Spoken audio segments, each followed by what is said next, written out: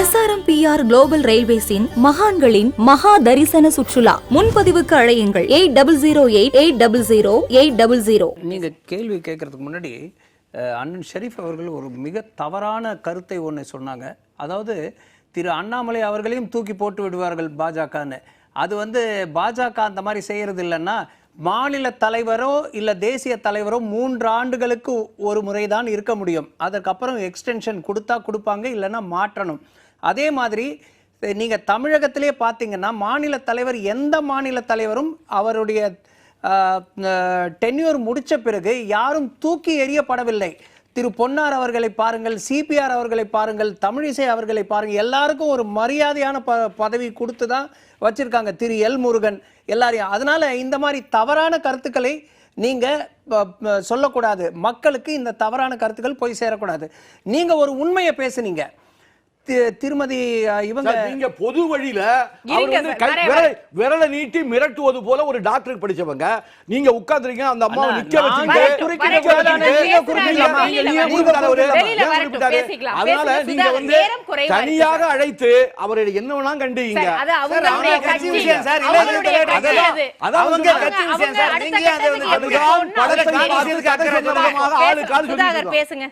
சுதாகர் பேசுங்க. அக்கா தமிழிசை அவர்கள் ஒடுக்கப்பட்டவர்களுக்கு இந்த கட்சியை எடுத்து சென்றார்கள் அப்படின்னு நீங்க ஒரு உண்மையை சொன்னீங்க. நான் தெரியாம சொன்னீங்களா இல்ல தெரிஞ்சு சொன்னீங்களான்னு.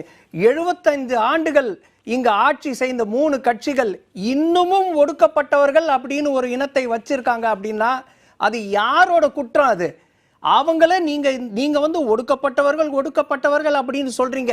சொல்லி நீங்க தான் பிரிக்கிறீங்க. ஏன் நான் பிரிக்கிறீங்க? அந்த மாதிரி ஒரு பிரிக்கிறீங்க. ஏன் பிரிக்கிறீங்க? எல்லாரும் ஒண்ணா பாருங்க. அதே மாதிரி இப்ப தமிழிசை அவர்கள் பேசினது அப்படிங்கிறது இப்ப நீங்க சொல்றீங்க. இன்னைக்கு அண்ணாமலை அவர்கள் கட்சியை வளர்க்கிறார் அப்படிங்கும் போதே இபிஎஸ் ஒரு கணக்கு சொல்றாரு. 2014 18.80% வாங்கியிருக்கிறாங்க பாஜக கூட்டணி. 2024 18.28%. அப்ப 0.62% குறைவு தான் அப்படிங்கிறாங்க. இன்னொன்னு என்னன்னா, கட்சி வளர்ந்திருக்கு அப்படின்னு பார்த்தோம்னா, இப்போ அண்ணாமலை அவர்கள் இப்ப இருக்கக்கூடிய காலகட்டம், அடுத்து இவருக்கான மத்தியில பாஜகவுடைய ஆட்சி, அமித்ஷா மோடி அவர்களுடைய ஆதரவுன்னு இருக்கு. இதே சமயம் முன்னாடி நம்ம அப்படியே திருப்பி பார்க்கிறோம் அப்படின்னு சொன்னா, சிபி ராதாகிருஷ்ணன் அவர்களா இருக்கட்டும், தமிழிசை அவர்களா இருக்கட்டும், முருகன் அவர்களா இருக்கட்டும், முள்பாதையில தான் நடந்து வந்தாங்கன்னு நம்ம சொன்னோம். இவருக்கு சிவப்பு கம்பளம்னா அவங்க முள்பாதையில் நடந்து வந்தாங்க. ஏன்னா கட்சியை வளர்த்து கொஞ்சம் கொஞ்சமா தான் அவங்க வந்திருக்கிறாங்க. அப்படி இருக்கும்போது அவங்களுக்கான முக்கியத்துவம், அவங்களுடைய இந்த கருத்தும் எடுபடும் அப்படிங்கிறத நம்ம பார்க்கலாமா? 5 நிமிஷம் அவங்களுக்கு முக்கியத்துவம் கொடுத்துருக்குறாங்க. என்ன முள்பாதையில் வந்தாங்க அப்படின்றத தான் நான் பேசினேன். ஒருத்தர் கவர்னராக இருக்காரு, ஒரு அம்மா கவர்னராக இருந்து ஒரு இதில் லோக்சபாவில் சீட்டு கொடுத்தாங்க, ஒருத்தருக்கு மினிஸ்டர் கொடுத்திருக்காங்க. சோ அந்த முள்பாதைகள் இப்ப பேசுறது அவங்க அந்த கட்சியை அடுத்து அவ்வளவு கஷ்டப்பட்டதுனால அடுத்த கட்டத்துக்கு நகர்த்தணுங்கிற ஒரு ஆதங்கத்துல பேசுனதா இந்த கருத்து இருக்கலாம். அவங்களுடைய சொந்த ஆதங்கமாக இருக்கலாம். கட்சி வளரணும் அப்படின்னு அவங்க ஒரு ஐடியால நகர்த்தலாம். அது தனிப்பட்ட கருத்தை இப்போ திரு அண்ணாமலை அவர்கள் கூட சிபிசி, நான் மறுபடியும் சொல்றேன், அவரும் அதே கருத்தை தான் சொன்னாரு. சிபிசி சொன்ன வழியில தான் கட்சியை மாநில தலைவர்கள் எடுத்து செல்ல முடியும்.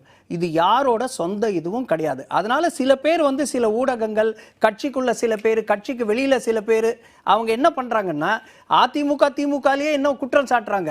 அண்ணாமலை தவறு செய்து விட்டார் அந்த மாதிரி சொல்லக்கூடாது. அது ஒரு குற்றம் போற போக்குல ஏதோ ஒண்ணு அடிச்சு விட்டு போற மாதிரி எல்லாம் பேசவே கூடாது. சொல்றேன், தமிழிசை இருந்தப்ப பிரச்சனை இல்ல, எல் முருகன் இருந்தப்ப பிரச்சனை இல்ல. ஆனா அண்ணாமலை வரவுக்கு பிறகுதான் பிளவு அப்படிங்கிறது ஏற்படுதுன்னு. பிளவு ஏற்படல. என்ன பிளவு இல்ல? நீங்க என்ன பிளவு பாத்தீங்க சொல்லுங்க. நீங்க என்ன பிளவு ஆயிடுச்சுன்னு சொல்லுங்க. அவருடைய பிளவுக்கு காரணம்ங்கறாரு. இல்ல கட்சி ரெண்டா பிரிஞ்சிடுச்சா?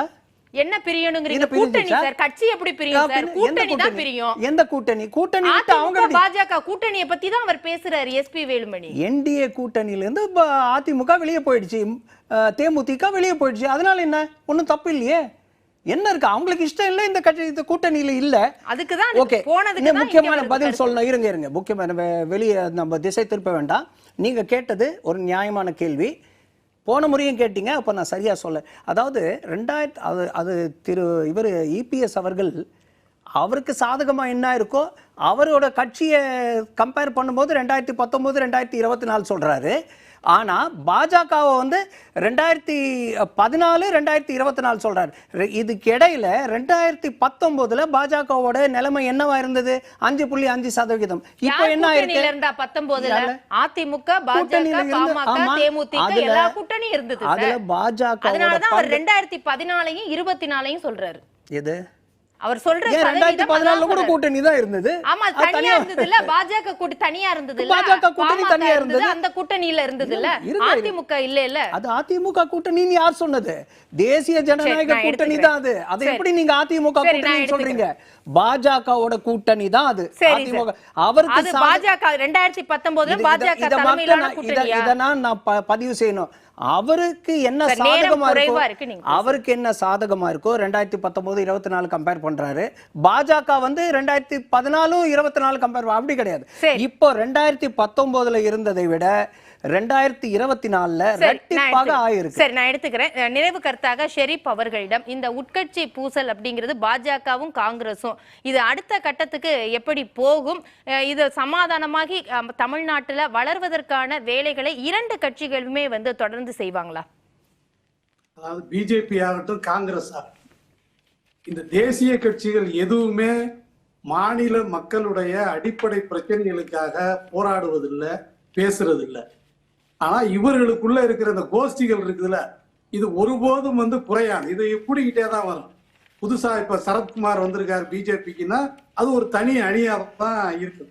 அதே மாதிரி காங்கிரஸா இருக்கட்டும், பிஜேபிக்கும் சரி காங்கிரஸுக்கும் சரி, யாருன்னா இங்க வந்து பெரிய தலைப்ப கூட நம்முடைய சுதாகரன் சார் சொன்னார், 3 ஆண்டுகளுக்கு ஒரு முறை நாங்க வந்து பிஜேபியில யாரையும் வச்சுக்க மாட்டோம் அப்படின்னாரு. வச்சுக்க மாட்டோம். மோடிக்கு மட்டும் அவங்க அது சொசைட்டிஸ் ஆக்ட் அது.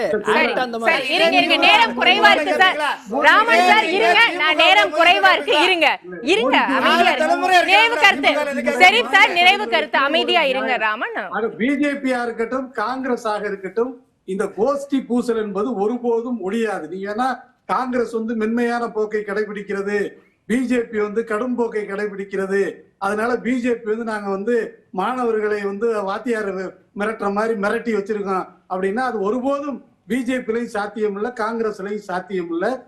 சாத்தியம் இல்லைன்னா என்ன சொல்ல வரீங்க? இப்ப மாநிலத்துல பாஜக இப்ப தலைமையும் சொல்லிருச்சு அப்படின்னா அடுத்த கட்டம் சுமூகமாக ஒரு முடிவை எடுத்துதானே அந்த கட்சி அடுத்த கட்டத்துக்கு போவாங்க. நிச்சயமா போக மாட்டாங்கன்னு சொல்றேன். ஏன்னா யார் யார் மாநிலத்துக்கு இங்க வந்து ஒரு மாநில கட்சியா இருந்தா ஒரு தலைவர் வந்து அதை கட்டுப்படுத்தி இருப்பார். நீங்க அதிமுக போன்ற மாநில கட்சிகளையே நீ கட்டுப்படுத்த இயலாத சூழல் இருக்குது. அதே மாதிரி தேசிய கட்சிகளாக இருப்பவர்கள் அவருடைய தலைவர்கள் இங்கே இருப்பதில்லை. அவங்க 2000 மைல் தாண்டி எங்க இருந்தாலும் என்ன சார், கட்சி தானே, எங்க இருந்தாலும் என்ன, அது ஒரு தேசிய கட்சி, மாநிலத்துக்கு மாநிலம் அவங்க இருப்பாங்க. இவங்க என்ன நினைக்கிறாங்கன்னா அவ்வளவு தூரத்துல இருக்கவங்களுக்கு ஒண்ணும் தெரியாது அப்படிங்கிற மனநிலை தான் இங்க இருக்கிற கட்சிக்காரங்களுக்கு. இல்ல அதுக்கான ஷெரீப் சார் அதுக்கான தகவலையும் கேக்குறாங்க. இப்ப கூட நமக்கு ஒரு தகவலா தான் வந்திருக்குது. பியூஷ் கோயல் வந்து கேட்டிருக்கிறாரு, அறிக்கை கேட்டிருக்கிறாருங்கிறது ஒரு தகவலா தான் வருது. அப்ப இங்க நடக்கக்கூடிய பிரச்சனைகளுக்கு தேசிய தலைமை சுமூகமா முடிவு எட்டப்படுவதற்கான வேலைகளை ஆரம்பிச்சுட்டாங்கன்னு எடுத்துக்கணும். இந்த கோஷ்டி பூசல் தொடர்ந்து கொண்டே இருக்கும். காங்கிரஸ்லயும் இருக்கு, பிஜேபியிலும் இருக்கு. ஒருபோது இந்த விதிவிலக்கெல்லாம் இல்ல. காங்கிரஸ் பிஜேபியில இல்ல அப்படின்னு யாரும் சொல்ல முடியாது. அதை விட அதிகமா பிஜேபி இது மாதிரி 10 MP 12 MP ஜெயிக்குதுன்னு வச்சுங்க. இதை விட அதிகமா அவர் சட்டையை மடிச்சு எடுத்துட்டு போகணும்னு சொன்னார்ல, வேட்டியையும் சேர்த்து மடிச்சு எடுத்துட்டு போகணும் பிஜேபி கூட்டத்துல. பிஜேபி ஆக இருக்கட்டும் காங்கிரஸ் ஆக இருக்கட்டும் எல்லா தேசிய கட்சிகளுடைய நிலைமை இதுதான். தொடர்ச்சியா இந்த மாதிரி நடந்துகிட்டே இருக்கும். யாரும் மத்தியில இருக்கிற யாரும் மாநில தலைவர்களை மதிக்கிறதே இல்ல. அது பிஜேபியா இருக்கட்டும் காங்கிரஸா இருக்கட்டும் ரெண்டுக்கும் ஒரே நிலைமை தான். அது பிஜேபியும் மாநில தலைவர்களை மதிக்கிறது இல்ல, காங்கிரஸும் மாநில தலைவர்களை மதிக்கிறது இல்ல. தூக்கி போட்டு அடுத்த ஆளை ஃபிட் பண்ணுவாங்க. இது பிஜேபிலையும் நடக்கும், காங்கிரஸ்லயும் நடக்கும், எல்லா தேசிய கட்சிகளையும் நிச்சயமா நடக்கும். சரி, இதை நான் நிறைவு கருத்தாகவே நான் எடுத்துக்கிறேன். சுருக்கமா நிறைவு கருத்து. அதாவது அண்ணன் சொல்றாரு மாநில கட்சிகள் தேசிய கட்சிகள் வந்து மாநில கட்சி தலைவர்கள் மாநில கட்சி தலைவர்களை மதிக்காமலே அன்னைக்கு இந்தியாவில் 16-18 மாநிலத்தில் பிஜேபி ஆட்சி ஆளுது சொல்லுங்க. இன்னைக்கு ஆளுதுன்னா சாதாரண விஷயம் கிடையாதுங்க. மீண்டும் சொல்லுகிறேன், அண்ணாமலை எடுக்கிற முடிவு கரெக்டான முடிவு. திராவிட கட்சிகள் இல்லாமல் ஒரு தமிழகத்தில் தேசிய நீரோட்டத்தை நீந்த வேண்டும் என்ற எண்ணத்துல தான் தேசிய அளவில் நிறைவு கருத்து சுருக்கமா சொல்லுங்க சார். அதாவது நாங்கள் எதிர்காலத்தில் காமராஜ் ஆட்சி அமைப்போம் என்று எங்களுடைய மாநில தலைவர் சொல்லுவதும் தவறல்ல. அது ஒரு கணக்கு. இப்பொழுதைக்கு நாம் வெற்றி பெற்று அந்த முதல் அடியில் அந்த வெற்றிக்கு அருமை தலைவர் ராகுல் காந்தியும் ஸ்டாலின் அவர்களும் இதுக்கு காரணம், அதுக்கு நன்றி சொல்லுகிறோம் என்பது அவர்களுடைய கருத்து. அவ்வளவுதான் தவிர இது வேறு கோணம் அது வேறு கோணம் ரெண்டையும் போட்டு குழப்பிக்கிறோம். இதை அவர்கள் ஆதரிக்கவில்லை, அதை இவர்கள் ஆதரிக்கவில்லை. அப்ப செல்வ பெருந்தகை தமிழக முதல்வரை எதிர்க்கிறார்கள் அர்த்தமா? இல்ல, இது ரெண்டு ஒண்ணுதான். அவர் ஒரு பார்வை சொல்லுகிறார்கள், இவர் ஒரு பார்வை சொல்லுகிறார்கள்.